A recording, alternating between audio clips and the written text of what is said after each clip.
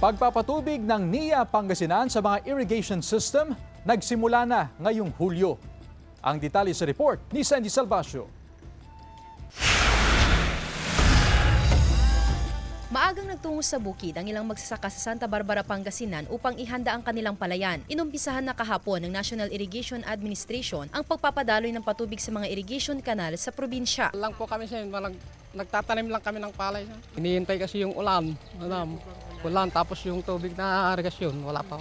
Alinsunod ito sa itinakdang cropping calendar sa wet cropping season ng NIA. Bagamat magkakaroon ng kaunting delay sa pagpapatubig sa ilang bayan bunsod ng pag-aayos sa sirang bahagi ng dam sa Santa Barbara, tiniyak ng NIA na masusuplayan lahat ang mga irrigation system. Ayon sa NIA, isa sa mga unang masusuplayan ng pagpapatubig ang mga sakahan ng Santa Barbara, Pangasinan mula sa Agno River Irrigation System.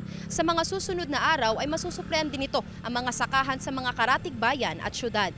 Hindi pa po lahat ng ating program area ay pwedeng patubigan for now. Magantay po tayo ng medyo magandang bagsak ng ulan para ma-impound po sa ating high dam. Paalala ng NIA sa mga magsasaka, maging responsable sa paggamit ng tubig. Nananatili kasing mababa ang antas ng tubig sa San Roque Dam na pangunahing pinagkukunan ng patubig. 5 sa 7 national irrigation system sa Pangasinan ay nakadepende sa San Roque Dam. Nitong nakaraang buwan po, medyo mababa pa yung na-receive natin ng mga pag-ulan.